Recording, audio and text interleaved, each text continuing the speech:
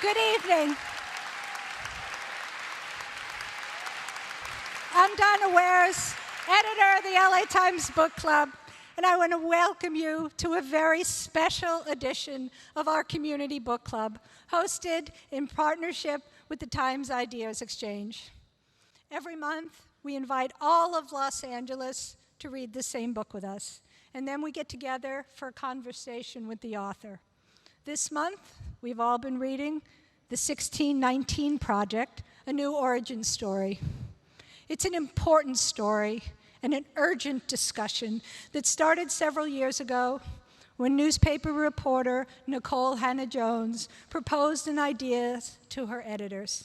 She said, "I made a simple pitch. The New York Times should create a special issue that would explore the unparalleled impact of African slavery on the development of our country and its continuing impact on our society." Her idea led to a groundbreaking magazine series and a Pulitzer Prize for its creator. The project also has sparked widespread debate, a new classroom curriculum, and become part of our national discourse, amplified by the deaths of George Floyd, Breonna Taylor, and other Black Americans. And now, the 1619 Project has grown into a best-selling book.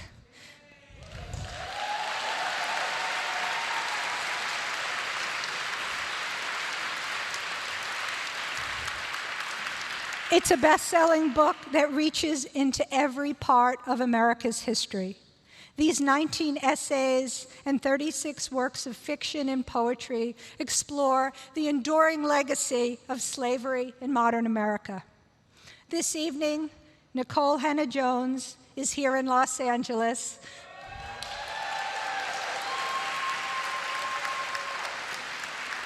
for a conversation with Kevin Merida, the executive editor of the Los Angeles Times.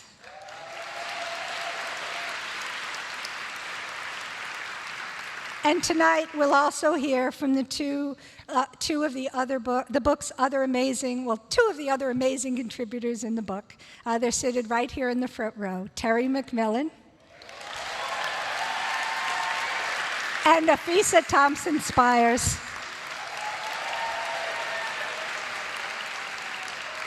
But first, I'd like to take you inside the 1619 Project.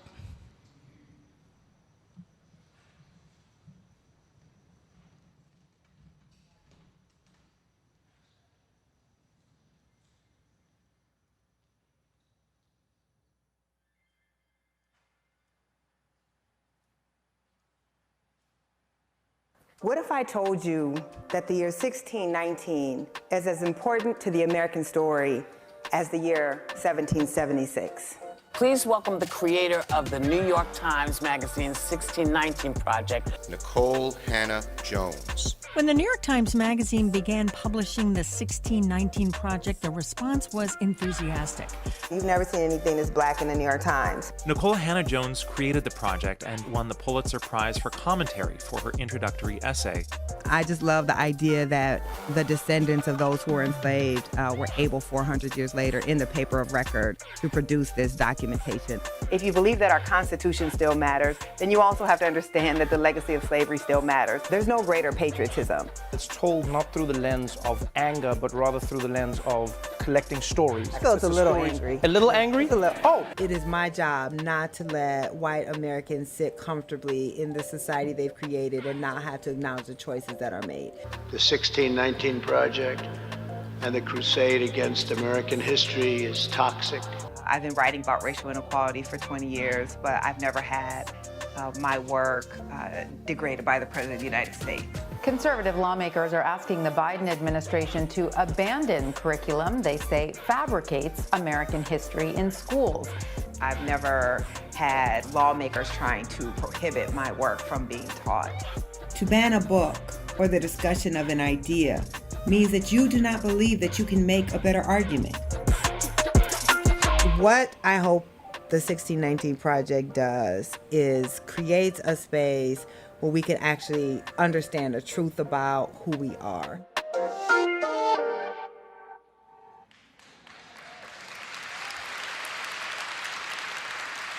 Our first guest this evening is Los Angeles writer Terry McMillan.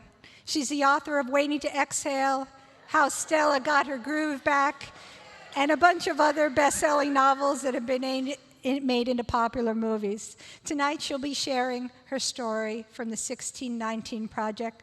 Welcome, Terry.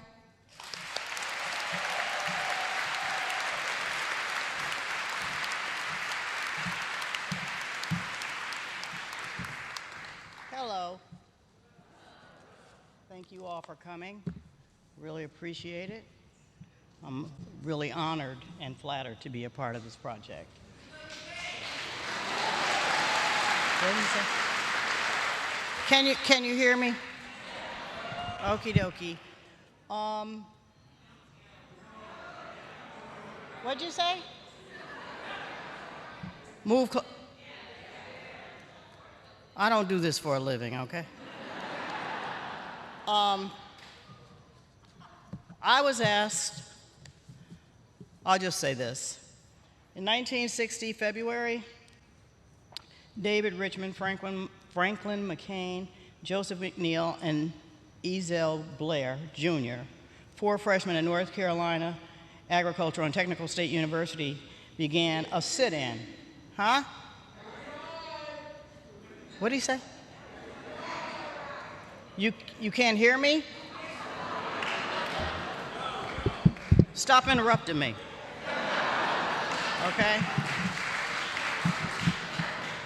Anyway, these 4 brothers went and sat down at a restaurant, sat down at the counter in Woolworths, and it changed everything.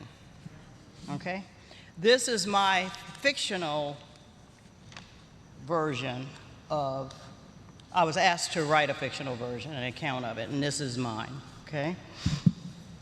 And I call it From Behind the Counter, not the 4 brothers that were sitting at the counter, okay? My cousin who lives out in California told me a long time ago that I'm sorry, wait a minute. Shh. My cousin who lives out in California told me a long time ago that right before an earthquake, there was a stillness in the air.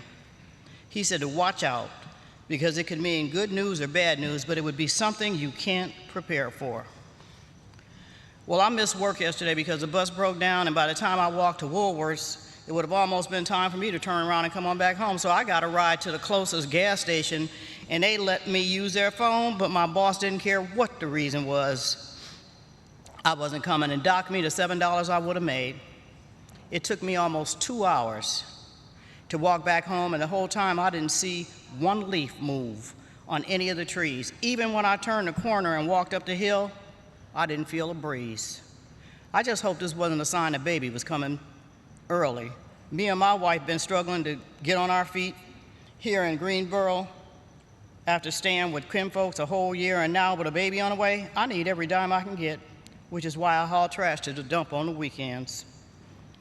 But the bus ran fine today, and this morning was like most mornings. I walked out front to clean off the counter. I tried not to watch the parade and mostly white people carrying bags full of everything I couldn't afford. When 4 young colored men in trench coats walked in through the glass doors, I nodded hello, thinking they must be looking for a job. But before I could guess again, each one stopped right before the giant sign that said whites only, and one by one, they sat down at the counter, and each one set what looked like a briefcase on the floor next to his legs, which was when I felt all the air in the diner evaporate. My heart hurt from beating so hard. I thought maybe they were confused or lost, or even though they didn't look it, they looked determined. And I made myself breathe. Y'all look like you can read, I whispered, glancing up at the sign and then into their eyes. Just then, Mary, a waitress, nobody liked because she cursed like a sailor, walked down the counter tapping her pencil, which was when the tooth I needed to see a dentist about started beating like it had a heart, and it felt like I was about to have an asthma attack, even though I don't have asthma. Y'all must can't read, but them suits won't help, she said, looking down at the young men. Y'all still colored. I can't stand her. Anyway, I take that back. My forehead was sweating because I started thinking about the time my cousin got run over by a white woman for smiling at her at the stop sign, and she waited for him to step off the curb and take a few steps, which was when she pressed on the gas, hit him hard enough we heard his ankle crack. When we told the police and gave them her license plate number, they didn't even bother to write it down. Yes, we can read, they said. The one wearing glasses said. He sounded smart. They all looked smart. I wanted to ask them where they work, but they looked too young to have jobs where they would wear what I could see under those trench coats was suits. We would like a cup of coffee, please. You know y'all can't sit here. We are already sitting here, the one at the end said. He sounded so proper, I wondered if he might be from New York. I was scared. Why do you have to pick today to do this? I was waiting for my check, and this foolishness might make me lose my job and maybe not get paid. I got a baby just waiting to meet me.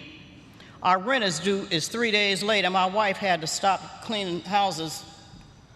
My wife had to stop cleaning houses when she couldn't stand the smell of bleach.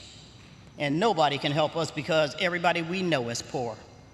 I heard the cooks talking about how much nerve the niggers had, but they just politely kept asking for a cup of coffee. The waitresses pretended they was deaf. Finally, one of the young men said, "Our money is just as good as anyone else's." A different waitress said, "No, it ain't." But the young men didn't get up. They reached down and pulled out thick books from their satchels and then set them on the counter, opened them right up like they was studying all the same thing. And where did they get this courage from is what I wanted to know. Was it from those books? I wondered, what was they studying? And if there was a class they took on bravery, and if they knew other brave colored people. One day, I wanted to know what courage felt like too. I was trying to see what they was reading, but it was hard to read upside down. I saw numbers, strange numbers. I saw a black and white picture of the world, another one about science and history. I wanted to know whose history, but I couldn't ask. I mostly read the Bible. I prayed all day the police wouldn't walk through the glass doors and try to yank them off those swivel chairs, and when them young men resisted, which I could tell they would, that they wouldn't get dragged outside one by one, then shot and killed for every time they kept on asking for a cup of coffee and didn't get it. Even when those new people came and turned them bright lights and cameras on, and crowds in all shades came from inside and outside the store, jumping up and down to see what was going on, them young men did not move. They just kept asking for a cup of coffee. By now, the waitresses was just ignoring them like they weren't even there. I wanted to say something to the young men, but I was scared I would get fired. When I picked up the rubber tray full of dirty dishes and walked past them, I did push a fork so it would fall on the floor. And when I bent down to pick it up, I locked eyes with all four of them, and they could see I was proud. I didn't look at any of them again because if something happened to them, I didn't want to remember their faces. I pretended I needed to go to the bathroom and walk through the store into the men's room. I went inside and emptied in an empty stall, closed the toilet lid, and sat down. I wondered how this was all going to turn out. I knew it wasn't about coffee, but what would happen if they did get served a cup? Would that mean they could maybe order some eggs and bacon and toast and orange juice and sit there and eat while they read? Me? I never really wanted to sit next to white people to eat. I didn't trust them. But I also never liked that they were the ones who decided it. Just like they was the ones who decided we would be slaves and when we should be free. I always wondered what made them think they was better than us just because were white. I decided that when I got home, I was going to tell my wife, we need to start telling each other how we really feel about how we living. We need to stop being scared of white people and stop acting like we ain't free. When the store was closing, the police ushered the men out of the back door. As the door slammed shut, my boss put his plaid jacket on, headed out toward the front door and said, "See you tomorrow, and don't be late." I finished cleaning up the kitchen and went out front and started wiping the counter up and down with a damp rag. The icebox was humming, and then it just stopped. Silence can be loud, is what I was thinking as I sat down on the stool like I owned the place. I swiveled a few times, staring at the stools where the young men had sat all day, which was when I threw my damp rag on the floor and poured myself a cup of lukewarm coffee and took a long sip, looking at that empty counter and at the stools and then up at the whites only sign, which was when I felt my body rise up and my arms reached up and pulled it down. Thank you.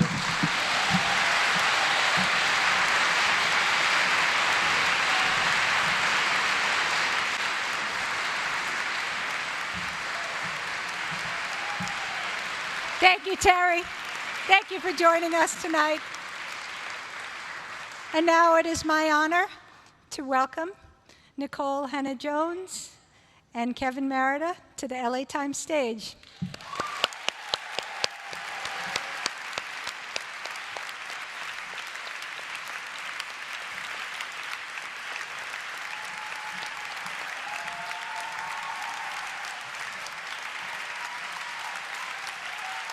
Cool.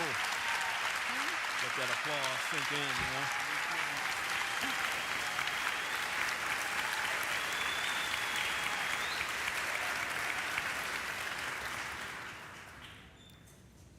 You know, you gotta let that applause sink in a little bit. Right? You know, Seriously. enjoy that.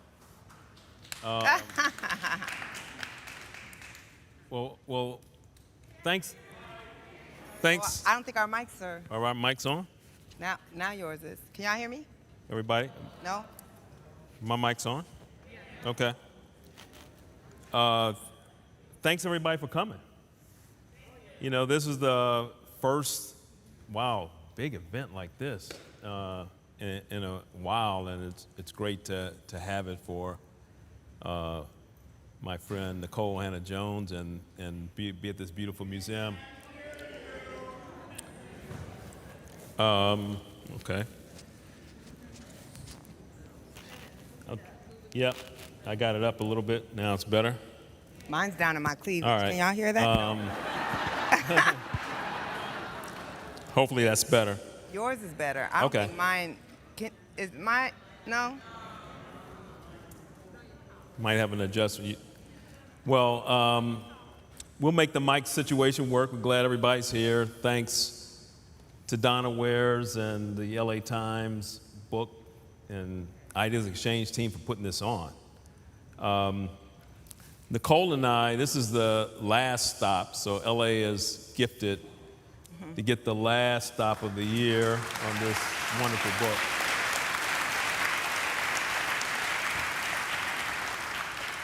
Nikole and I have known each other for a while, and I just want to, set the record straight here, use this opportunity that I really tried to hire her. I was at the Washington Post, and that was in the days before Jeff Bezos, so money wasn't flying everywhere, but I thought we should hire her. We met at a dinner at National Association of Black Journalists convention, and I really thought, man, she is a tremendous journalist. Yeah, and but then I left and I went to the Undefeated at ESPN. I tried to hire again. That's when I had control over the budget. But she was at the New York Times Magazine then, and she was right. There weren't at the time. There not a lot of African American journalists had been at that magazine, and she was pioneering something. Her, Wesley Morris, and others, Jenna Wortham. So. She kind of turned me down there, but now I'm the executive editor at LA Times, and the weather's beautiful here. You know, there's a beach, you know, you can come, so maybe there's an opportunity to come out here, you know. I know 1619 Project's headed for Hollywood next, so maybe you should take up residence here and join us. All right, she's not gonna give me anything back Mike, on that. I am on book tour for the New York Times. Not a good time to discuss that. I'll talk to Dean about that. Well, congrats. It's the debut of Born on the Water and the 1619 Project, both debuting at #1 on the New York Times bestseller list. What a time. And I mean, I saw that, it was like, so that's like hitting a half-court buzzer beater shot and then going out to the golf course and then having a hole-in-one on the other side. So that was huge. Thank you.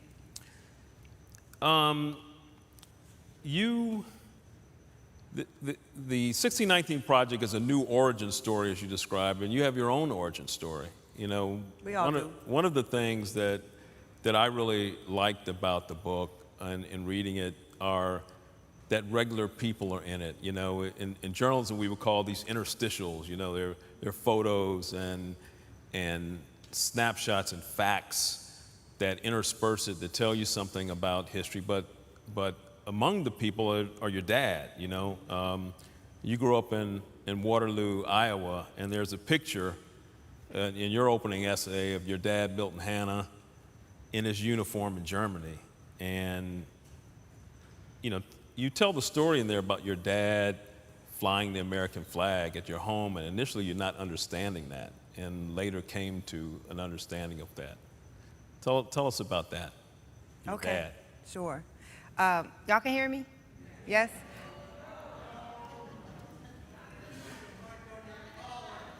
Might have to hold it. Okay, that's better? Okay. Normally they do a test. They didn't do a test this time. Okay, is that better? No? I gotta actually hold it? Really? I gotta hold this thing? Okay, yes? I just talk like this like I'm in the CIA. First, let me just say, y'all were like so lit when I came out, and I'm just so appreciative of that.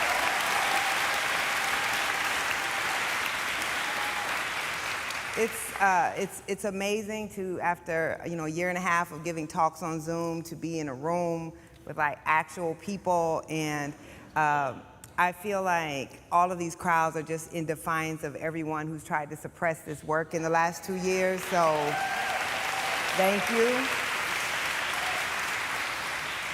This is really why we did this work. This work is a testament and it's a testimony, and I'm just grateful that we're all kind of bearing witness to this 400-year struggle to force our country to live up to its ideals together. And before I answer your question, I just have to give one more round of applause to Ms. McMillan. Yes.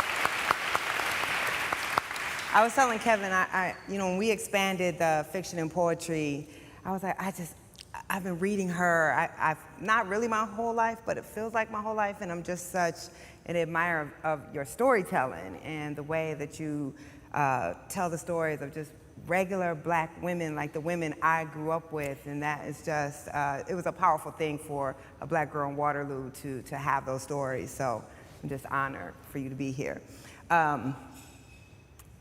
This is my last, this is my last stop of the year, so I'm probably gonna be going all off the script. Just bear with me, because I'm just excited. I really am excited to be here with you all.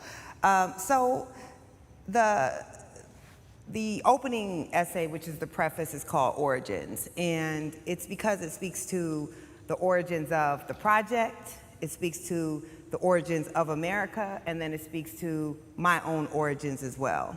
Because what is the role of an origin story? Whether it's your family lore or it's your national lore, it's to give some meaning to your life. It's to help you understand why things are as they are.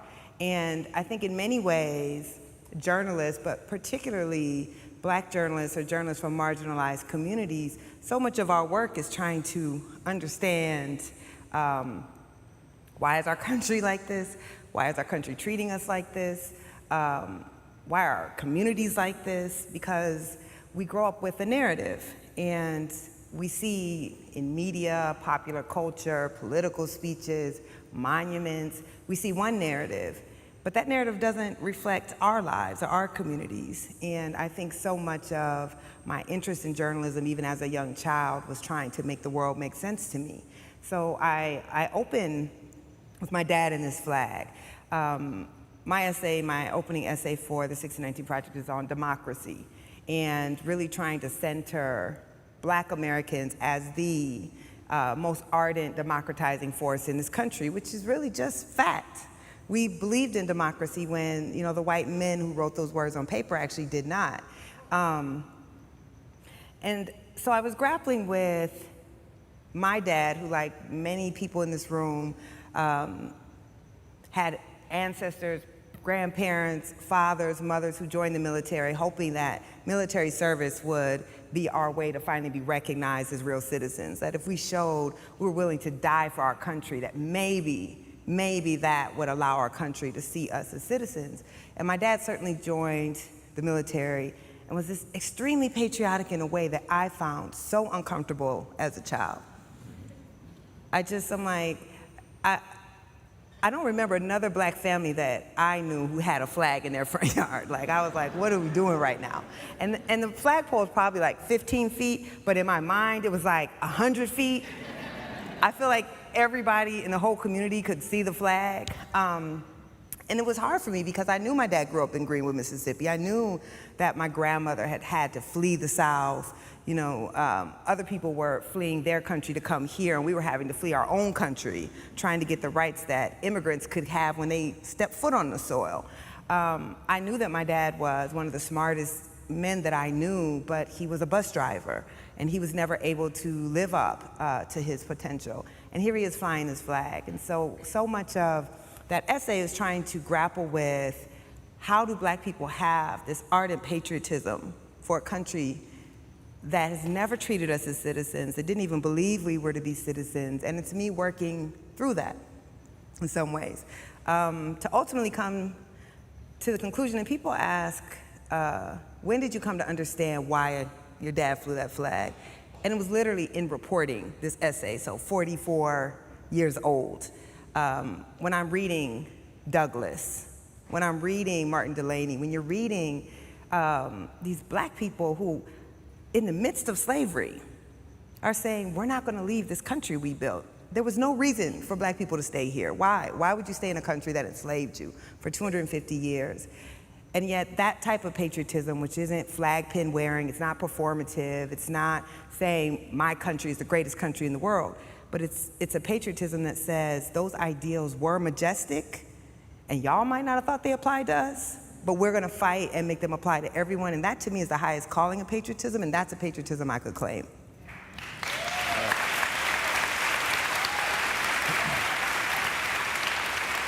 You were in Waterloo recently back, and Yes. I followed your tour on social media. Yeah. And there was a gentleman, Mr. Dial, Ray Dial, who was an educator there, and I believe that he was the one, through a special class that he had taught in a semester, where 1619 first came into your consciousness. Yes. How many educators are in the room today?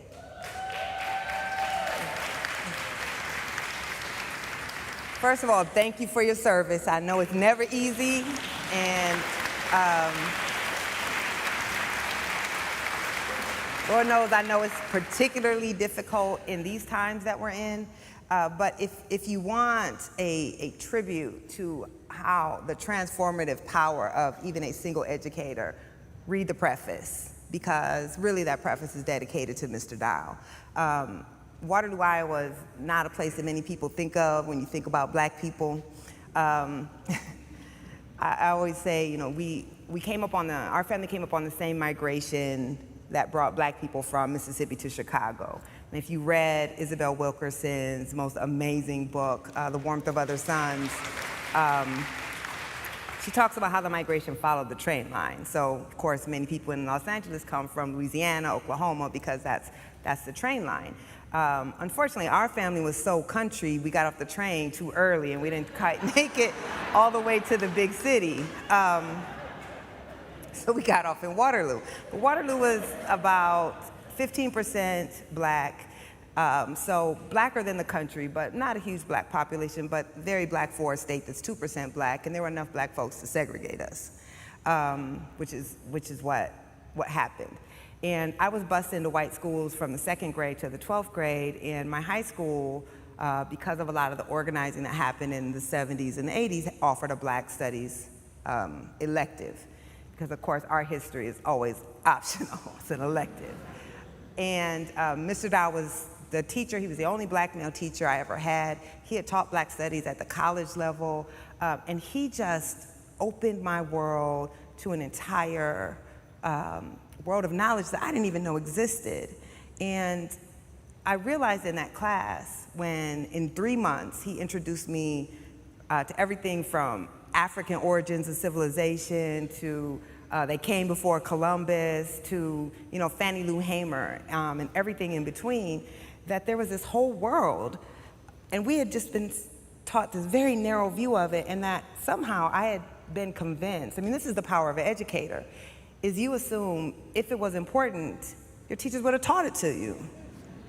And so if no one's taught it to you, it must be because black people haven't done anything worthy of them teaching us about. And in that class, it just showed me, oh wait, people have made choices. This isn't the history that happened, this is the history that they have decided we will learn about that happened. And he was that type of educator who just constantly was exposing me to new ways of thinking. And he's also the educator who introduced me to 1619. So I know this will be very hard for y'all to believe, but I used to be very, very nerdy. I know, I'm very glamorous now, but back then, I'm playing. I'm still very nerdy, but it presents in a different way. So I would ask Mr. Dow to give me books to read on my own because this one class was just not enough. I was like, oh my God, there's all this that can be read. And one of the books he gave me was Before the Mayflower by Lerone Bennett, who, as you know, was also a journalist and a historian. Absolutely. I still have his book. I never gave that book or any of the books he loaned me back, which I'm sure educators are also used to. And I still have I went and looked recently, I still have the highlights in the book. And it was like on page 30 that I came across the year 1619. And it was just like, it was like a light, or like, I described it, I think, in the book as like, somebody gave me oxygen for the first time. And I realized, wait, black people's lineage here goes back to before the Pilgrims. But every child learns about the Mayflower and no child learns about the White Lion, and that's a choice. And so I studied African American studies, and he's also the same man who introduced me to journalism. Not introduced me to journalism, but I talked to Mr. Dow about how our high school paper never wrote about black kids like me who were being bused into this white school. Every day we had to leave our neighborhood, ride a bus an hour each way to get an education. And our classmates and many of our educators let us know every day that this was not our school. So I came to Mr. Dow and I said, our paper never writes about us. And as a great black educator will do, kept it very real with me. And he says, either join the paper or write those stories yourself, or shut up and don't come here complaining to me about it anymore. So I did. Yeah. And so it's amazing that in this one class, these two things that will ultimately lead to the 1619 Project, the book that introduced me to that date, and the educator who said, write your own people's stories or don't complain. I was in high school 5 years ago or so, 5 years later. 5 years ago, yeah. Would lead to the 1619 Project. So that's an origin story. No, I love... So he was on stage with me, sorry. That was what he was trying to get to in that 10-minute answer. No, it's right. He was on stage with you, and it was wonderful. Like, my high school teacher is still around in suburban Maryland, who introduced me to journalism. So I know how important it is that you can have influences in your life. And I think it's good to give homage to them. You know, it's Yes. so I don't want to leave Absolutely. your mom out. You know, that's where I was going to go next because mention your dad, but Cheryl Novotny Hannah, right? And you Yes. mentioned that in the book that you inherited her determination and empathy. Yes. And tell us about your mom's influence on you. Absolutely. So, you know, I talk a lot about my dad. I don't talk as much about my mom, but my mom was definitely, she's the one who took my sisters and I to our first civil rights protests and civil rights marches. She's the person who, to this day, will take anyone into her house, even when I'm like, they're about to steal all your stuff, Mom. Like, stop letting all these people live in your house. But, I mean, she was just always, she was a person who, I've always grown up aligning myself with the underdog because she always aligned herself with the underdog. And she really taught me this sense of obligation to community, that our lives were never just about ourselves and what could we acquire for ourselves, but how were we serving our community. She really believes strongly in this common good. And I think that has shaped my understanding of journalism as not being about stenography, but journalism in service of justice. And my personal choices, you know, where I live, where I've sent my child to school, has really been about believing that we have a communal responsibility. And I absolutely get that from my mom. The 1619 Project began as a work of journalism. Still is. It still is. But did you have grander plans? It was published in August 2019, but did you have grander plans from the beginning? Did you see what it could become? Hell no. No. I mean, I had no idea. I mean, the original project was a grand plan. Yeah. Never in the history of the Times has a single issue of the magazine, a special section, and a podcast series been dedicated to one thing. So even just pitching that was extremely ambitious, and it also then came with a great risk. I talk a lot about how, you know, in the week before publication, I was like sick. I couldn't sleep. I was worried because I had commanded all of these resources from the Times as a Black woman on a project about slavery. And if no one read it, if no one cared, you know this. You've been in the industry a long time. It closes the door. So we bear responsibility. If a white journalist pitches something ambitious and it doesn't work out, that reflects on that journalist. But if a Black journalist pitches something ambitious and it doesn't reflect out, doesn't work out, it reflects on all of us. And so I didn't know. I knew we had produced something powerful. Like you could, the day we laid, printed out the entire magazine and put it up on the wall in the room so that we could see it in its entirety. You know, Wesley Morris and I, who wrote the music essay, he was at work that day, and I called him in, and we just embraced each other and started sobbing. Because one, we couldn't believe, you know, we had produced this at the New York Times. It was painful to do, but we also saw its power. Yeah. But you can produce something powerful and people still won't care. So I had no idea it would become what it will become. I remember texting you afterwards, after it ran, and just remarking on how incredible it was that it had happened. Yeah. You know? And it's, you know, for those who are not in journalism, I mean, it's one of the most extraordinary and sweeping and in scope and that I've seen in my, you know, 40 years in journalism. I wondered how you did it, you know, and, you know, I talk a lot about, you know, in not only at the Times, but at the Post, to lead from where you are, you know, and I think it's a really powerful message that you don't have to be in some exalted position to start something. And I think that's an example of leading from where you are, but still the scope, the resources, all of what went into it. How did you make that happen inside a place like the New York Times? Ancestral intervention. I mean,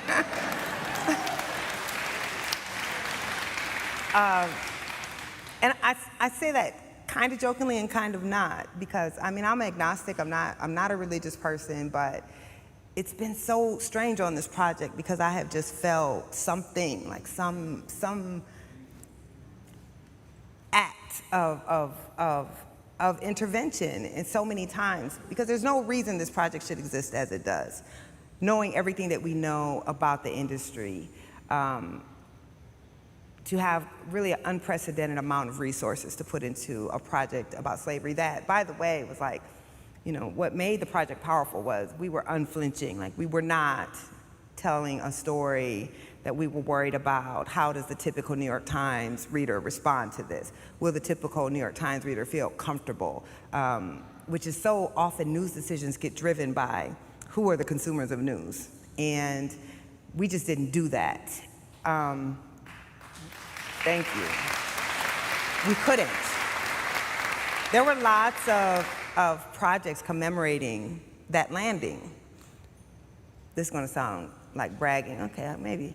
But we're the only one that people remember, right? But that's because we took a very, it couldn't just be about the past. It had to be about the way the past was shaping our country. You know, at my pettiest, which is pretty petty, because I can be petty. It was in response to that question we've all gotten, which is, slavery was a long time ago, why don't you get over it? Black people are constantly having to answer that question in a country that can't get over slavery. And so we were trying to force an acknowledgement of this thing we've treated as an asterisk that has never been an asterisk, right?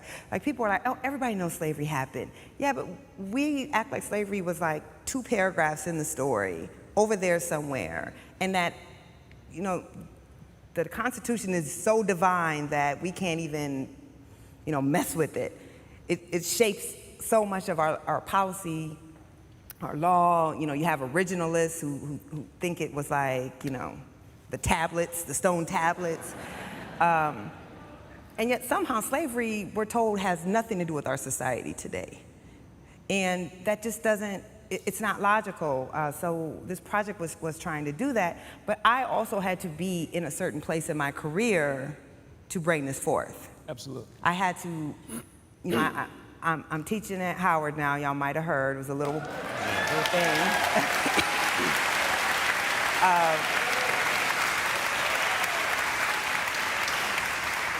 This is one of those, Howard was one of those rare cases where racism just worked in my favor. I'm just gonna say that, but. UNC's gonna call you back. And they can call. But I tell young people all the time, like, you can't control anything outside of yourself. Right. So you have to work as hard as you can to make yourself undeniable. They might still deny you in the end, but you have to put yourself in a position to be undeniable. And by the time I pitched the 1619 Project, I had a track record of showing you could do these long-form investigative pieces about racial inequality that infused a lot of history, and people would actually care and read them. I had one, you know... MacArthur Genius, Grant. Yes, right, like those... Peabody. I think I'm the only person at the Times who's won the MacArthur. So there were certain things... Oh. Thank you. I really am not, I'm not saying that to brag, but I am saying that we know as a black person, you have to, I mean, we're not raised to say you have to work twice as hard, right, to get half as far for no reason. That I was in a position where I could say, I think we should do this, and they would trust to invest in that. And I have to give credit where credit's due. I work for a magazine, Jake Silverstein, Elena Silverman, who have allowed me to do literally everything that I've ever wanted to do there. And if they didn't believe in it, the project would not exist as it did. So it was all those things coming together, which the message to, like, white people in leadership here is, let your folks do the thing that they can do and stop trying to control everything, and amazing things can happen.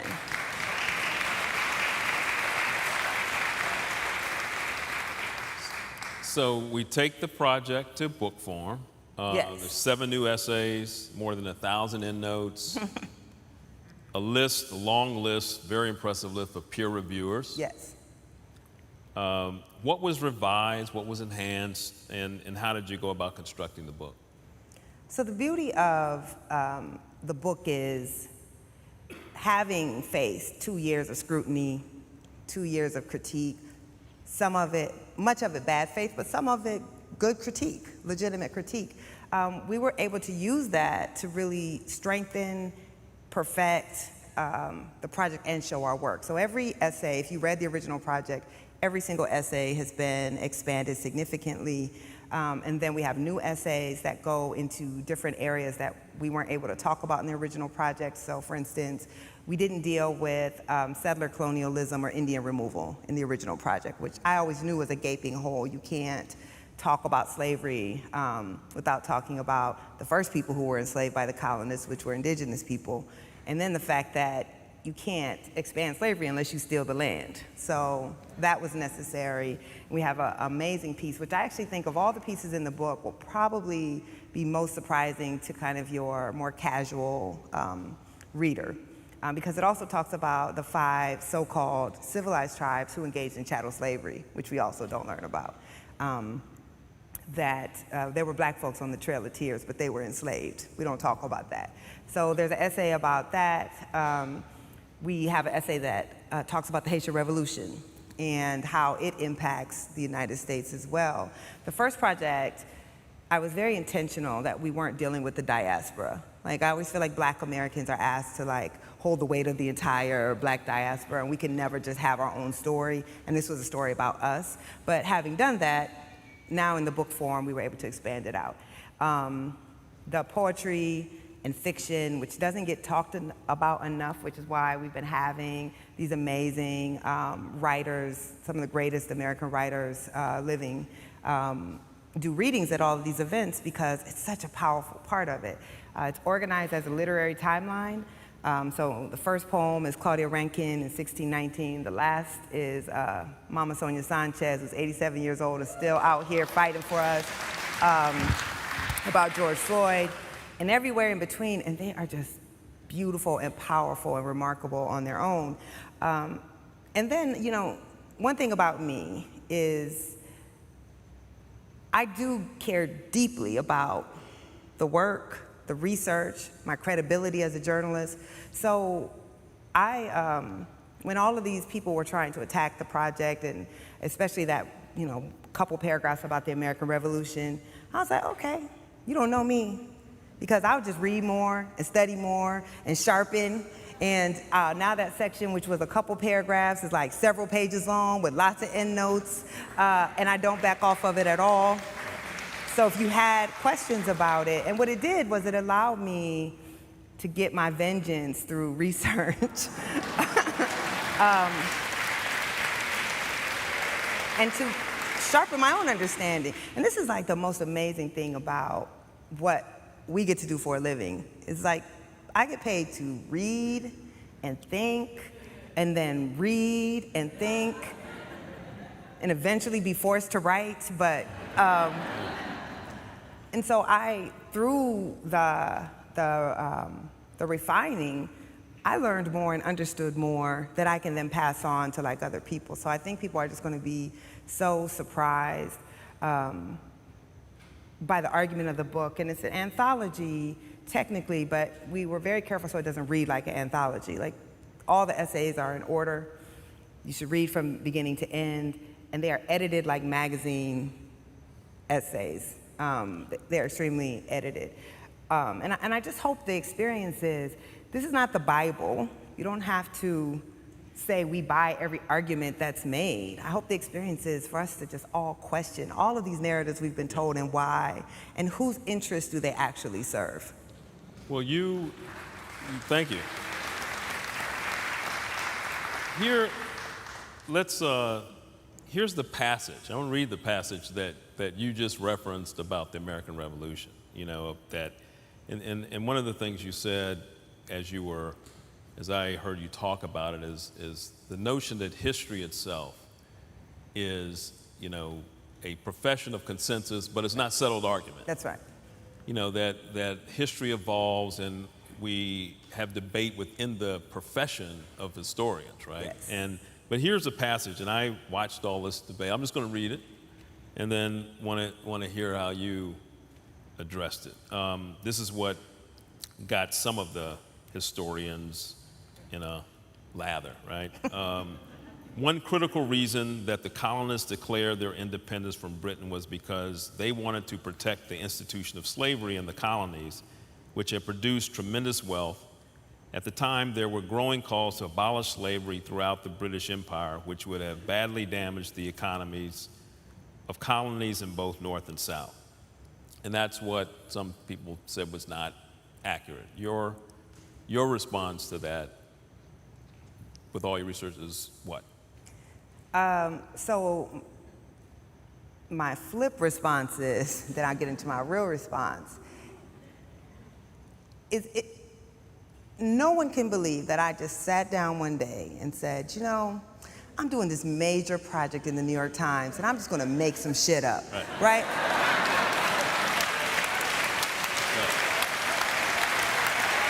Defies logic. Because that's what you would have to believe. They're not even, that very small number, and let's just be real, that number of historians is fewer than the number of historians who are writing for the book. So they've gotten an outsized amount of attention, which we can talk about why. But their argument wasn't even, we feel like she worded this too strongly, we don't agree, we wouldn't have said, they said she is wrong. This never happened. I got it from historians. I got it from award-winning, Pulitzer Prize-winning historians. And the limitations of a magazine is you can't footnote it. And so I couldn't put all the sources in, but the sources are in the book. But I also want us to think about logic.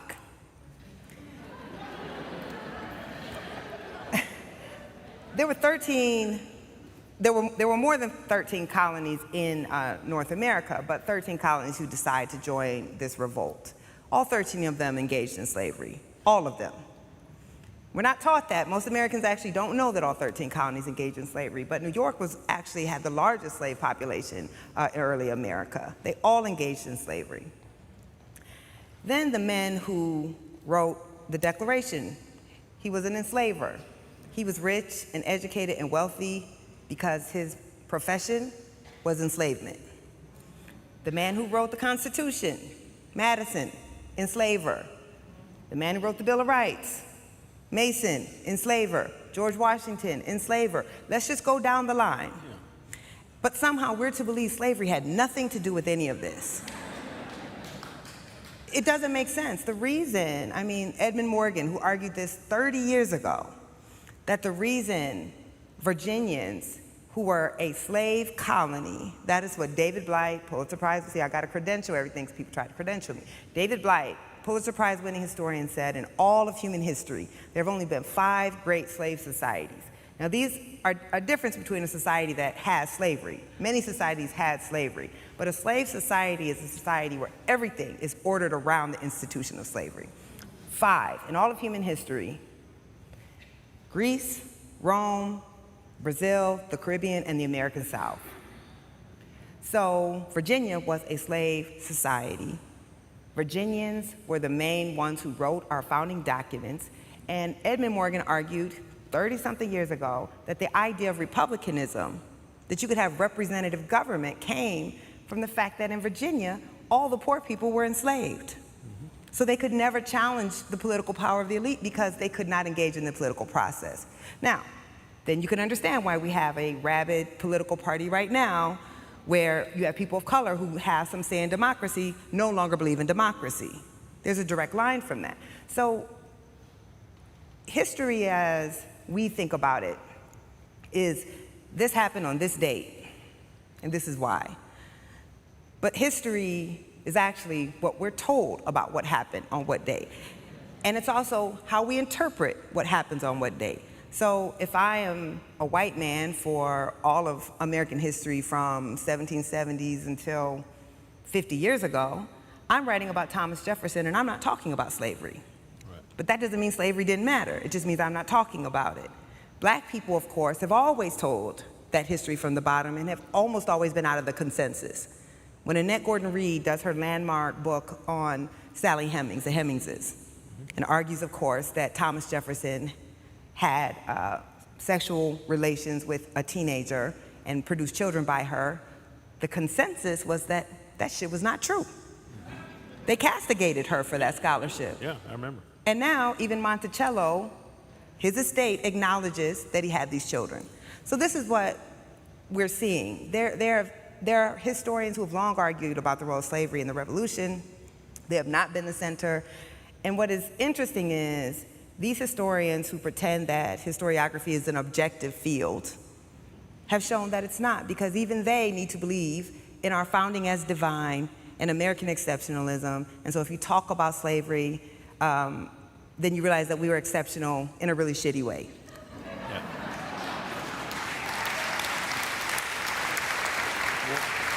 One of the decisions that you made that you note at the beginning of the book is about language. And yes. You know, we're journalists, language is important.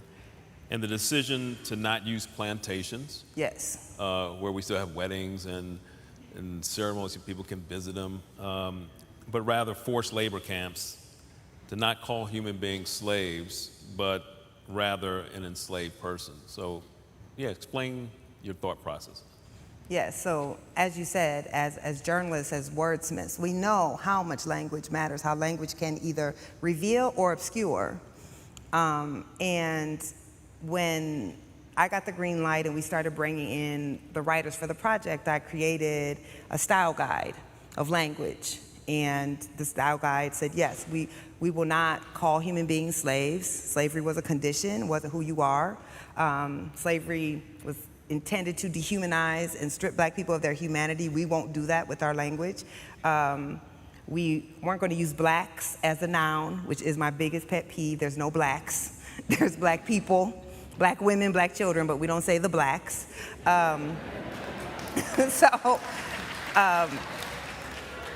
And that we were going to call plantations slave labor camps, because that's what they were. When you think about the image that the word plantation evokes, it's Gone with the Wind. It's bucolic, it's mint juleps, and it's these beautiful dresses. And undergirding all of that is torture and the threat of torture. That's just the fact. Because otherwise, if you don't understand that the only way you maintain slavery is through extreme violence or threats of violence, then you just believe black folks were okay with it, and they were not. So you would not go to Germany and see a wedding at a concentration camp. You wouldn't see it. You wouldn't see people taking romantic photos. You wouldn't see people wanting to stay the night here so they can experience what it was like in the past. You wouldn't see that. In plantations, the language facilitates the denial about what happened there. These were camps where people were forced to labor against their will for life through extreme threats of violence and coercion, whose children were bought and sold away from them, whose parents were bought and sold away from them, where women were routinely raped because that produced more money for the owner. This is what these were. And we call them plantations so we can pretend that's not what happened. And we weren't going to do that in this book.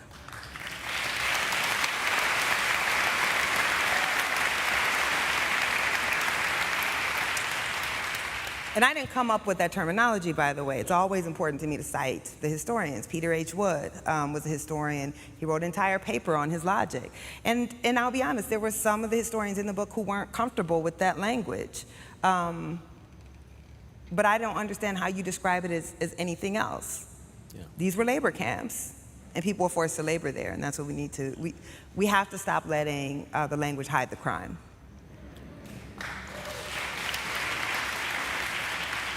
Adam Hochschild in the New York Times, in the review of the book, described it as a wide-ranging, landmark summary of the black experience in America, searing, rich in unfamiliar detail, exploring every aspect of slavery and its continuing legacy, in which being white or black affects everything from how you fare in courts and hospitals and schools to the odds that your neighborhood will be bulldozed by a freeway, which yes. was actually the subject of a recent LA Times investigation of how freeways, yes. differ, depending on neighborhoods. What surprised you the most? Because that gets at the enduring legacies of slavery, which is part of the power of what 1619, to make you think about the present and not just look in the past. Right. What surprised you the most of the things that are legacies of slavery today? You know, well, first I'm gonna push back on his framing a bit, because this is not a project about the Black experience, it's a project about the American experience. And we have to stop segregating the history, because our argument is you can't understand America without understanding what has happened to Black people and what Black people have done in response to that. You know, W.E.B. Du Bois says, what would America be without her Negro people? And that's true. Our country would be unrecognizable in ways good and bad without the white efforts to oppress Black Americans and Black efforts, you know, to assert their rights and their humanity. And I hate when we say this is like Black American history, because one, most of the people doing this shit was not Black, right? We're like, slavery was not a Black institution. Slavery was a white institution that was forced upon Black people, and we have to speak about this differently. But I learned about, every single essay, and I've been studying this, I majored in African American studies in college. I read, if you go to my house, it's literally all that I read. And every single essay I learned things, every single one, which is just amazing and also like depressing, because you're like, I'll never know all that I should know. But you know, the essay that talks about healthcare and how the first universal healthcare came out of the Freedmen's Bureau. And it was Black people who were like, out of slavery, are dying. They're dying for lack of healthcare and treatment. And how, you know, a Black woman who is the first Black woman doctor in the country goes down to serve the formerly enslaved. I talk about in my essay on justice a woman named Callie House, whose name had largely been lost to history until a Black woman historian wrote a book about her. And she was born into slavery, is living as a washerwoman after slavery, and is seeing the destitution that so many formerly enslaved people are living in. You know, we're never, the way that we're taught history is just so unsophisticated. So we think, you know, slavery ends in 1865 and Black people just walk into freedom. But you have nothing. For 250 years, you're the only people who are allowed to accrue no wealth, no property, you have no homes, you don't even have a bed that you own. You have no clothes that you own, you have no food, no way of taking care of your family. And so Black people are just absolutely destitute. And she's seeing Black people, elderly Black people whose bodies have been ruined by slavery from the 15-hour days that they worked every day of their life for someone else to get wealthy. And they're crippled, they're dying, and they can't even afford to bury their dead. And so she says the government needs to pay reparations. And she begins to organize around trying to get the federal government to pay slave pensions the same way that they paid pensions to Union soldiers. And she knows that the government has collected all of this money on cotton that is confiscated from the Confederacy, and she knows down to the penny what that cotton is worth. And she says, you owe this to the formerly enslaved. Like, think about this. It's amazing, right? Like, this is an uneducated, formerly educated Black woman born into slavery who says, the US Treasury collected all this money, and I know that, and you owe it to us. And the government pays her back by bringing down the full force of the US government to crush her for daring to say, we deserve something for our labor on the product that we picked. And she goes to jail, she goes to prison, and they end her movement for reparations. So it's like there's so many stories like that. And you think if you know that story, then when we hear in the fight for reparations now, well, nobody's alive who was in slavery. If you understand that people who had been in slavery fought to get reparations in a majority white country that had enslaved them, then you understand that that's not a good excuse, because Black people always tried to get it. And it also just shows, the constant theme in the book is just the way Black people resisted in the most untenable circumstances, and the way they were able to get knowledge in a country that didn't allow them to learn to read and write, and the way that they were fearless. I mean, she took on the U.S. Treasury. Yeah. Y'all wouldn't do that now, and y'all actually have resources, right? Like, it's just it's so inspiring and enraging at the same time. There's so many gems in it, and you put together like a summer league roster. You could tell I'm a basketball fan. You put together a summer league roster of writers and talent. Terry's right there, and I'm not gonna spoil it. We're gonna introduce someone else coming up who's in it shortly. But a lot of my favorite people, Tremaine Lee and Jason Reynolds, and on and yes. on. I mean, so many. It's a beautiful thing. If you look at the table of contents and just look at the roster of writers, and y'all, these are not the greatest Black writers. These are like amongst the greatest living American writers, period. And so I wanted you to react to some of the, I just culled a few things from some of the entries. Khalil Muhammad writing about sugar. One of the great ironies of sugar's history in the United States is that the brutal work of the enslaved created an industry whose success in producing unhealthy food for mass consumption has taken its greatest toll on Black communities today.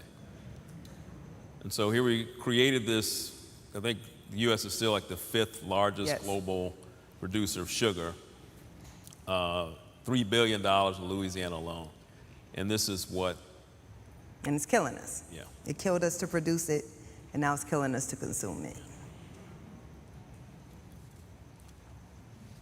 Matthew Desmond on capitalism. Mm-hmm. America Those are the two essays that really made people mad. Democracy and capitalism. Yeah. That's an irony. Well, because those are the pillars of our ideas of American exceptionalism, that we're the freest nation in the history of the world if you just ignore Black people and everybody else who wasn't white. And that capitalism is the greatest and freest economic system in the world. So to argue that our free economic system was built on forced slave labor, kind of messes up their little story. They don't like that. They don't like those two essays. Matthew Desmond wrote, America has evolved into one of the world's most unequitable societies. Today, the richest 10% of Americans own over 75% of the country's wealth, with the top 1% owning well over a third. Many of the political systems, legal arrangements, cultural beliefs, and economic structures that uphold and promote this level of inequality trace their roots back to slavery and its aftermath. Yes. I mean, how does that get over? Well, what he's arguing, he's not arguing that capitalism in and of itself is necessarily bad. I mean, most of the European democracies, I think all of them are capitalist countries, but they don't have the type of capitalism that we practice here.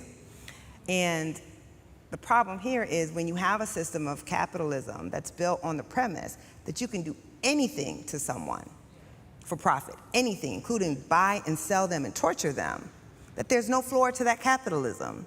And that's what we have. We are an exceptional nation in all the ways that we shouldn't be. We have the most income inequality of any of the Western democracies. We're the only one of those countries where people die because they can't afford to go to the doctor. We're the only one where a woman gives birth and has to return to work within a couple of weeks because she's not going to get a paycheck. All of these things come from a society that was rooted in the idea that you could do anything to extract profit. And we accept it because we don't know that it doesn't have to be this way. But it doesn't. And I mean, what's I think so amazing about that essay is the way it shows like so many of the practices that we accept, the surveillance at work, like at a place like Amazon, those practices were perfected on the plantation. We are taught to think of plantation slavery as kind of pre-modern, as backwards, as somehow unprofitable, even though all of the European countries engaged in slavery and the wealthiest colonies were all slave colonies. We've been told somehow that it's not profitable. That takes an intense amount of surveillance to be able to force people to work for free. The accounting systems, like I went to, we're working on the 1619 documentary. I went to Baton Rouge at the university there and looked at the ledgers. I mean, they're tracking cotton production for each enslaved person hour by hour. Do you know how much work that takes? And then at the end of the day, they're saying, okay, well, yesterday you picked this much. All right.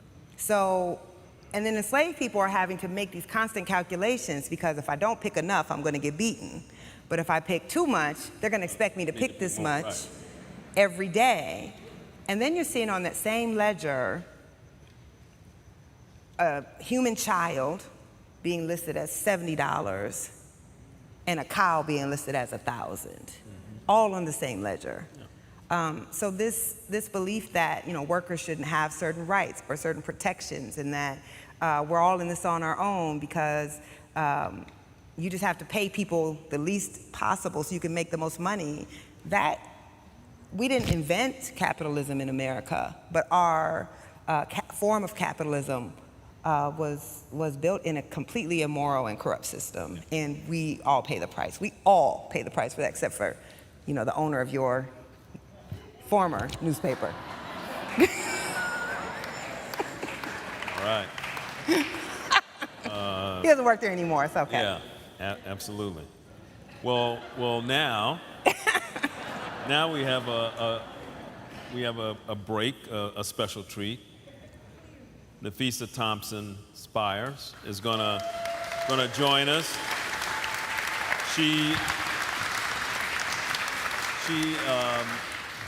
Her essay is in the book. She is the author of the story collection, Heads of the Colored People, which won the 2019 PEN Open Award and the Los Angeles Times Art Seidenbaum Award for First Fiction. She currently serves as the Richards Family Assistant Professor at Cornell University, and she's going to share with you now her work.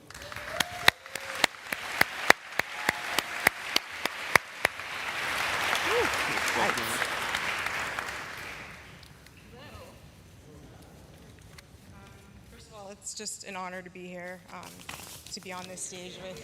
It's an honor to be on this stage with Nikole and Kevin, and to be in the same space with Miss Terry McMillan, and also to be in my hometown. I am from here, so yeah, thanks. Shout out to LA, San Diego, and the Inland Empire, all of which are going to get scoured at some point, but I want to start with the hometown love.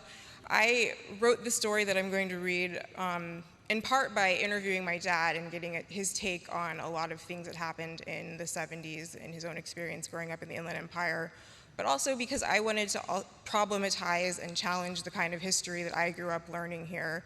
I was born in San Diego. I moved inland as a child to Rialto, and I went to private school in Claremont, a predominantly white, private Christian, fundamentalist Christian school, so you can kind of see why I'm like in mourning. I've been lots of therapy for my entire life, still working out a lot of things, but California has a very particular brand of racism that I think is worth calling out, and it doesn't get taught to you, and it operates sort of like a narcissistic personality disorder where it's usually through gaslighting and a very performative kind of like, we don't do that here, we're clean, we get colonics, we drink juice, that's not us. And so I wanted to think about what it would mean for someone to be trying to register people to vote during Shirley Chisholm's run for president, during also this very specific kind of racism that I think operates through a lot of telling you that you're wrong and you made it up. And I wanted to speak to sundown towns and the history of slavery in this state, because we built the Inland Empire. Black enslaved people and indigenous people basically built the Inland Empire in LA. So this is unbought, unbossed, unbothered, and I'll just read part of it. I'll admit that I was pretty mad at Congresswoman Chisholm for a minute, visiting a Peckerwood like George Segregation Now, Segregation Tomorrow, and Segregation Forever Wallace in the hospital, just because he got shot. Like worse things haven't been happening to our people forever. Like they didn't kill Kennedy and King right in our faces and then make one of us clean up the blood. Like my little cousin didn't get arrested and roughed up by the Klan to the point of ending his athletic career just for staying out too late on the south side of Fontucky, one of SoCal's many sundown towns without a school ID. And people think the racism is so much easier in California than in the South, non-existent even, when really it's like the difference between the cold and the flu. Both take you out of work, are contagious, and have you coughing or throwing up, wondering what you did wrong to earn all this suffering. For several days, I stopped campaigning for Miss Chisholm, but some little flickering in my chest told me the cause was too big for pettiness.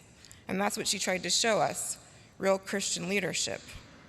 If it were up to me, I would have spit in George Wallace's wounds and then his eye, but they wanted to keep us distracted with anger. I started teaching myself to contort my rage into more valuable shapes.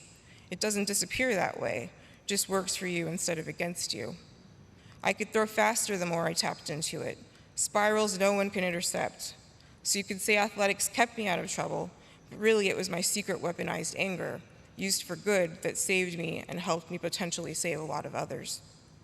We couldn't even vote in that election, me and my classmates, except Ronald, who'd been held back twice. And if they hadn't loosened the literacy requirement, he wouldn't have gotten to vote either. I was 16 and still living with my grandfolks, finally settling into the truth that my mama didn't love me quite enough to bring me home. My dad was probably never coming back for me, and if he did, what'd be the point? I'd be in college by then, and who needs a mama or a dad to pay for it when Chafee is free, and my football and Rotary Club scholarships would cover the books. In North Fontana, past the segregation line, the enthusiasm for Chisholm and the election was pretty clear. But on the other side of the line, we had a lot of those whites who smile in your face and tell you how tall and strong you look and where you from, boy. Football, really? I think I saw you in the North Fontana versus Redlands game. But suppose you don't play sports. Then you have a problem talking to any of those Wallace-Nixon-loving fools. It seemed best not to try to convert the whites, but to instead focus on registering voters, especially older ones on our side of town, many of whom, including Gran and Pawpaw, couldn't have passed even a basic literacy test.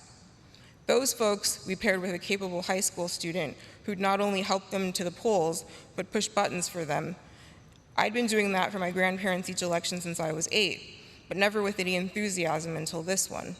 I mean, here was a black woman telling a white congressman that if he minded her making equal pay to him so much, then he should vanish when you see me. Sometimes me and my boys just randomly yell, 42.5, Chisholm's salary, the kind of salary we hope to make someday, but also as an inside joke when some white at Baker's looks at us like they might have owned us, if only. 42.5, nigga, 42.5, like it's the code to a football play. It's just as exhilarating as getting white folks to vote Chisholm. The old ones are happy to have a visitor once they let go of their suspicion, then they offer us baked goods. I'm not sure I believe in a savior, certainly not a white one. But what if salvation came in the form of a black woman bold enough to say she's unbought and unbossed? I fear her assassination every day, but if anyone can raise themselves from the dead, it's gotta be us. We've already done it so many times. We're the walking dead, carrying all kinds of ancestors and uglier ghosts. That's why they call us spooks, because they can see something in us that if only we could fully tap into, it would blow this whole joint up and end white supremacy on this continent and everywhere else in the world. And I'll stop there. Thank you.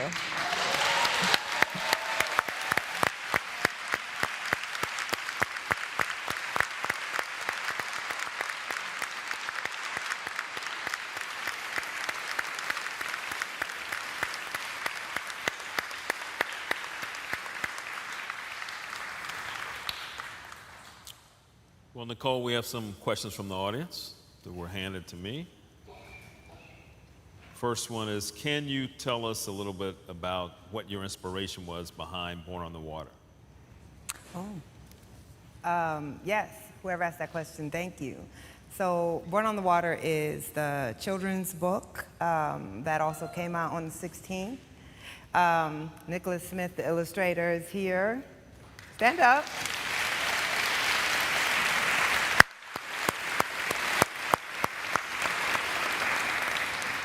So the inspiration for Born on the Water is, myself as a child and not feeling as a Black American descendant of slavery that we had an origin. I end my essay in the adult book on democracy with the story of a very common class assignment that students get, which is they're asked to write an essay about their ancestral land and draw their ancestral flag. And as a Black American child, you don't have one that you know of. And it's just another reminder of the legacy of slavery and the denigration of slavery. So I wanted to write a story that gave us an origin story and that talked about our legacy and the fact that we had lives before we were brought over here, that our story doesn't begin with slavery. And so this is a story about the first Africans who were brought from Angola, modern day Angola. And we spend about a third of the book in Angola and really showing the joy and the culture and the love, because you can't understand all that was lost unless you understand all that they had. So that was really the motivation, was to produce for our children what I wish I would have had when I was a child, and to allow us to feel a great sense of pride in our own origin story and the country that we built, and to say that if we need to claim a flag, which I'm not ever flying a flag unless it's red, black, and green, but if we need to claim a flag, we have the right to. We have the right to claim the flag of the country that we built. So that is why it's called Born on the Water, because it really argues that we became a new people in the Middle Passage, that all of these people who were coming from different parts of West and Central Africa, who spoke different languages, who had different cultures, in the hull of that ship, they had to form a new people so that they could survive the experience of America, and that we are the greatest testament to those people born on the water.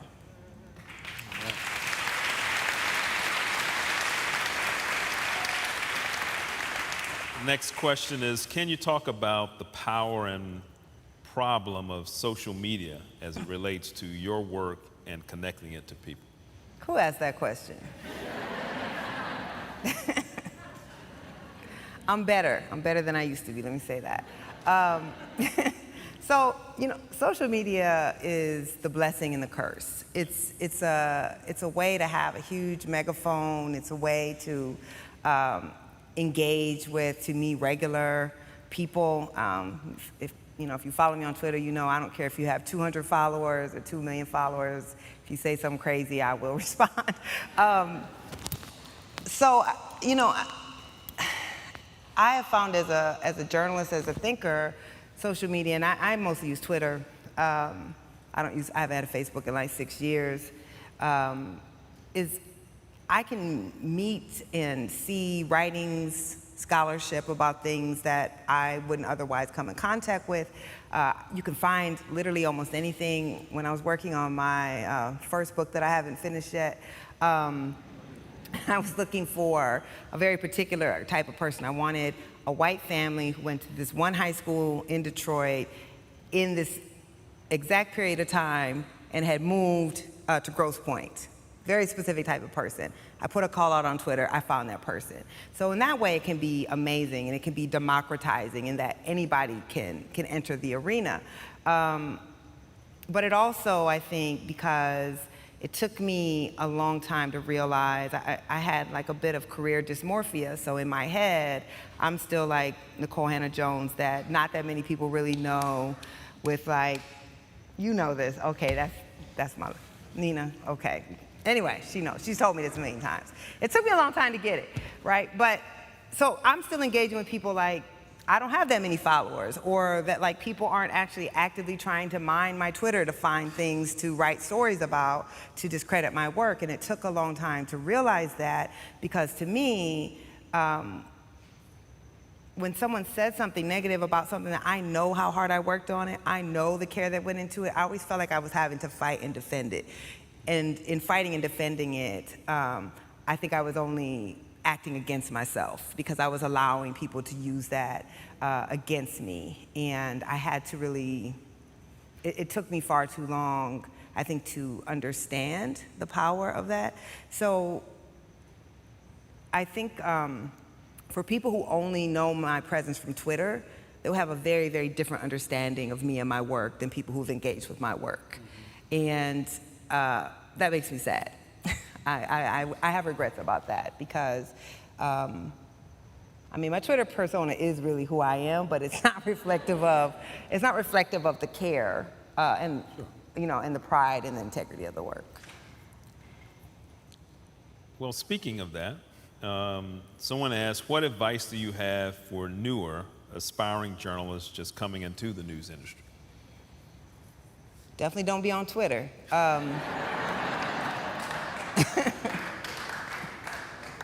I mean, the good thing is because I'm so old, I've never been on social when I wasn't a journalist. So the types of things that catch up younger journalists, I mean, they don't catch me up because I was always, you know, on here as a journalist. But for younger journalists, I think outside of social, the most important thing to understand is journalism to me is a trade. You can study books, but you become a great journalist by doing journalism. You get better. There's certain skills that you have to have. Interviewing is a skill, as you know, right? Investigating, public records requests, all of those things. And then you have to really read great journalism. And you have to read it and deconstruct it. What sources did they use? How did they get that person to talk to them? Why did they start it this way and end it that way? What's the structure of it? What's the alliteration? Like all of those things, all the great writers that I know study great writing. And then you emulate the things that work and you discard the things that don't. And I don't want to sound old, but I think, and I'm not one of those persons who's like the pay your dues type of person. Like if you can get a job at the New York Times when you're 27, take the job. Who wouldn't have turned it down? But when you skip steps, then you skip steps. And I think so many folks, like, they want the flashy title, but can you actually do the substantial journalism that you need to do? I had a very traditional career, and if there are young, like, aspiring journalists in the audience, I think it is good to know, like, you know, I was like slinging mixtapes out of the trunk like Master P for a long time. It took a long time for me to get here. It was not inevitable. I was interning at 27 years old. I worked 2 jobs till I was 30 years old. I was literally working at the newspaper and selling mattresses on the side. I worked 7 days a week. There were times where I was like, I'm not gonna make it. I'm not ever going to find the success that I want. So I think, you know, it's important to know that the people you admire, very, very few of us have overnight success. Most of us had to grind for a very, very long time, and many brilliant people didn't ever make it here. Yeah, absolutely right. And I read one thing where you said that all I wanted to do is just see if I could get to Atlanta Journal-Constitution. That was my ambition, yes. I mean, that's the thing, you know, when you grow up in a small Midwestern town, working class, I mean, I didn't grow up around people who went to college. People that were in my family and most of our town worked in manufacturing and meatpacking. So my ambitions weren't, I won't say they weren't big. I mean, going to college was an ambition, wanting to be a journalist was an ambition, but I didn't ever think I would work at the New York Times. I never even applied at the New York Times. Even once I was established as a New York journalist, I couldn't see that for myself. And the Atlanta Journal-Constitution, just like you, never hired me.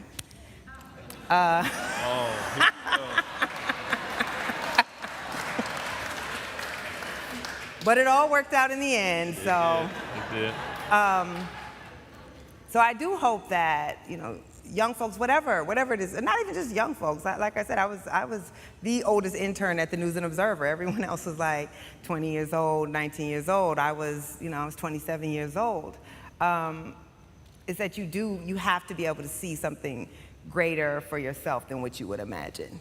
And then work towards that even if you don't know that it's possible, because I literally didn't dream this high. Well, now they say in the academy, they talk about public intellectuals, and now you're a public journalist. Yes. All right, that's good.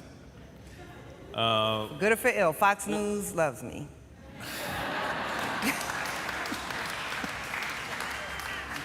I'll ask just a couple more questions. I'm sure we got a couple more minutes.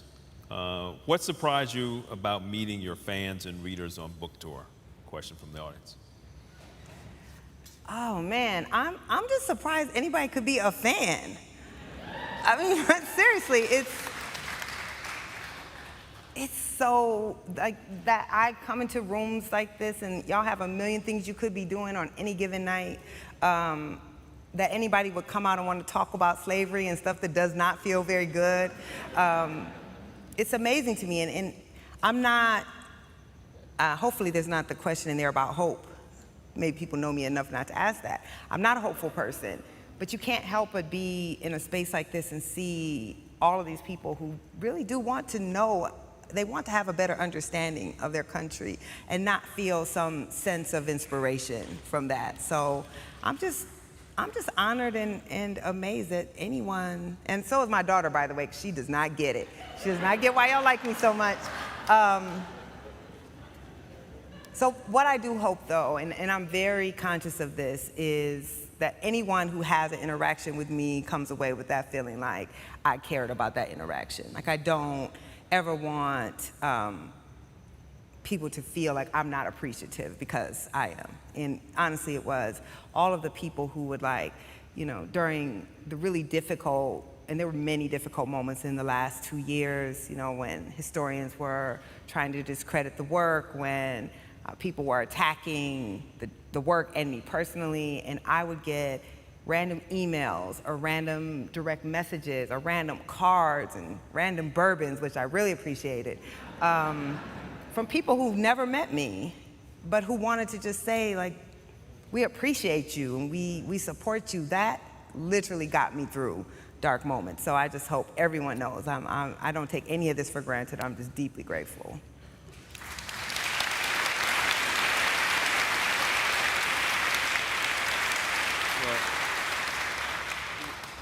It's interesting that when you were talking about coping, and we'll bring this together with Lerone Bennett, because I met Lerone Bennett when I was a young journalist coming up, because I worked in Milwaukee, my first job, and he was still in Ebony, and I met him, and it was, when you meet him, the gravity of it is just so towering. But later I got to know his daughters, because me and my Donna go to a spa in Mexico where they are fitness instructors, and their whole thing is about self-care.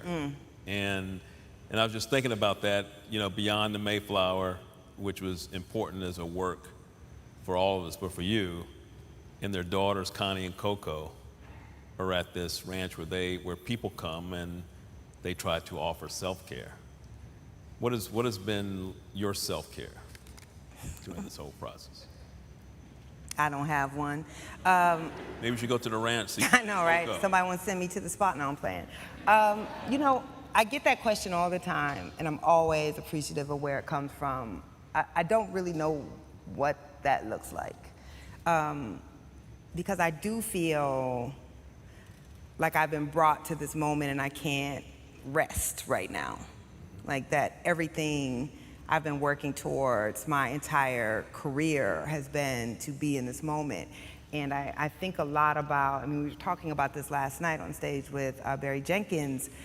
I think a lot about my direct ancestors, like my grandmother, who was born on a cotton plantation, who had a 4th grade education, who had, I assume, all the dreams, hopes, ambitions that I had, and was born into a world where she could realize none of them.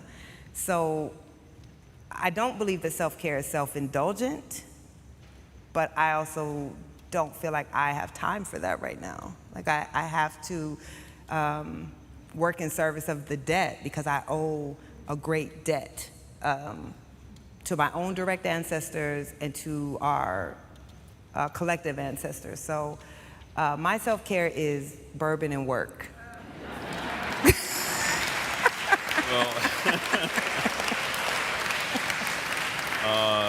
I used to throw parties. I mean, this is the one thing I think that the pandemic has robbed us of so much. But as you know, I threw these parties, Fried Chicken and Revolution, and where we would fry chicken and plot the revolution.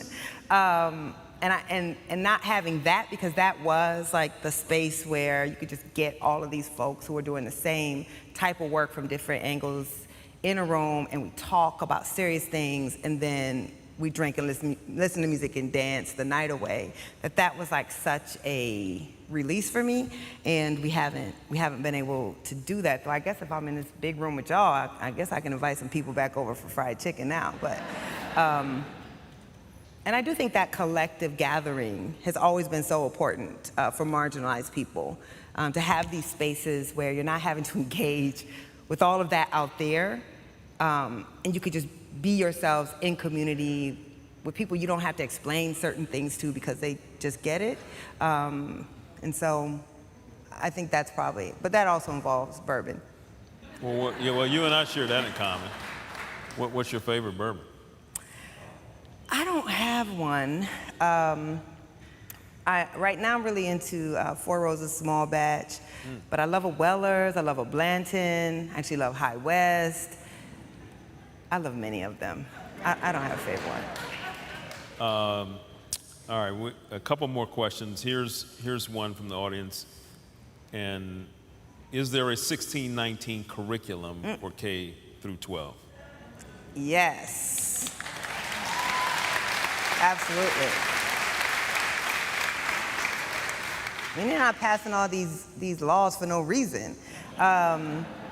So yes, there is actually, and so when the project originally published, we had our educational partners were the Pulitzer Center, and they created really a high school curriculum, but in the last 2 years, the Pulitzer Center has expanded that, and they actually had a cohort of educators who got early access to the text and really worked to come up with curriculum, and that they were working with their students to see what worked, what didn't. And so if you go to 1619education.org, it's all free. There's lesson plans, there's, and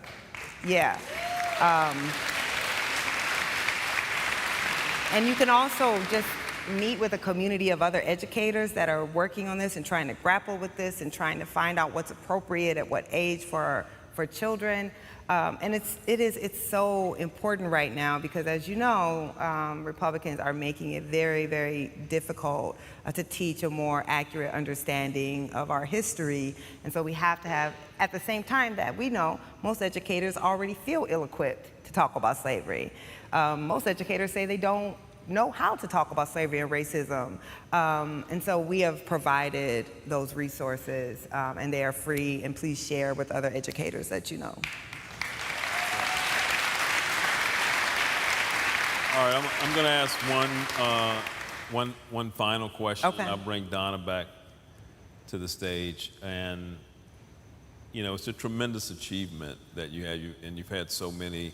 So you worked hard and you have the success, and I know you don't want to rest, but what are your dreams these days? What else do you want to accomplish?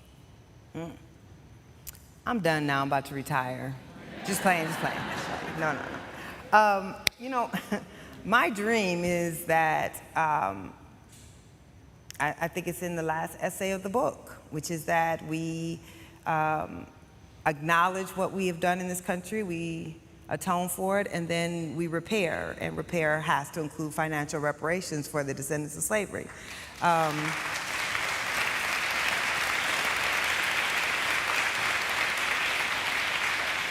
This is really, and I didn't start out the project thinking I was going to make that argument, but I think, even though I've always believed in reparations, I didn't think that was going to be what this project would argue. But I just don't know how you read the project from front to back and not understand the great debt that is owed. And we want to, you know, this is what this country does, we just want to move on. But there's no moving on. The wealth gap between Black and white Americans has been unchanged since the time the king was assassinated, literally unchanged. A black family with children has 1 cent of wealth for every dollar that a white family has. We've got to atone, and we have to try to make it right. And this is where, I mean, Dr. King talked about this. This is where the white support falls off. The majority of white Democrats are also opposed to reparations. So even the people who say they're your allies, who have the Black Lives Matter sign in their yards, feel deeply uncomfortable about this idea of restitution. But you cannot ameliorate 250 years of racial plundering, followed by 100 years, right? Slavery was an economic system. We like to think of slavery as a racist system, but the racism is what justified the extraction of all wealth from black bodies. And that's the same thing for Jim Crow, another euphemism. It was racial apartheid, right? That existed to ensure an exploitable class of labor. And so these wealth gaps were created, they were constructed. And the only way to undo them is to deconstruct them. And Dr. King says, you know, the Dr. King that goes past 1963 and that one line in the speech, we only ever talk about that one line, because the rest of the speech, of course, he talks about that was a march on Washington for jobs and freedom. Understanding that freedom is tied to your economic status.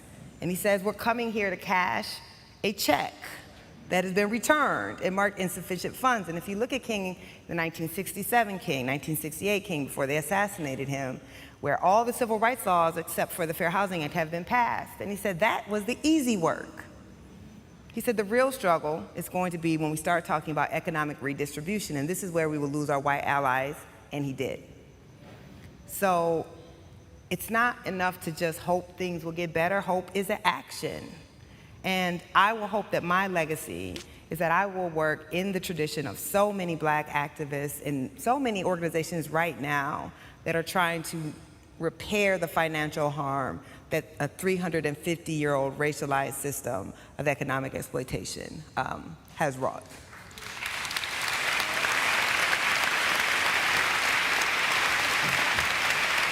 Nikole Hannah-Jones. And that's that.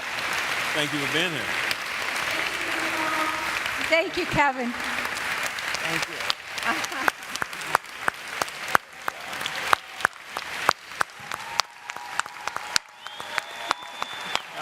Yeah, I'm gonna give you a stand ovation. I'm gonna film you then.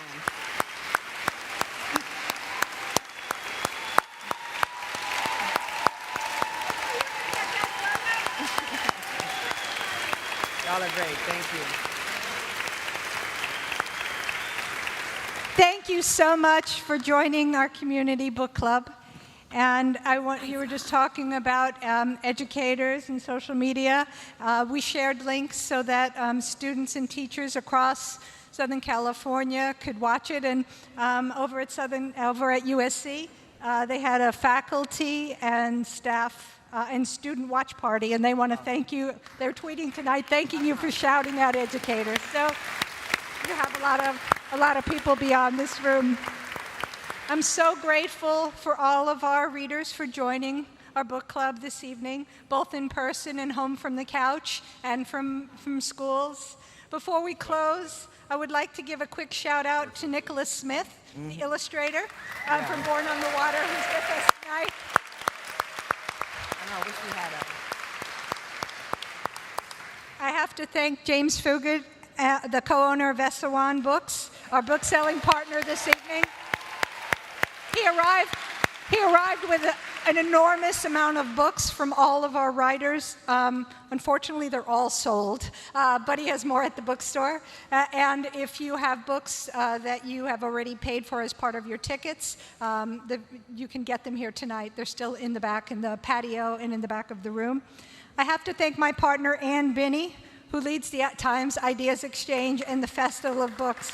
Ann has been a force of nature in bringing this event to life over the last few months with me. And Ann, thank you. I'm so inspired by our readers, Terry McMillan and Nafisa. Oh my gosh. And finally, thank you, Kevin Merida and Nikole Hannah-Jones. Thank you, everyone, and good night. That's it.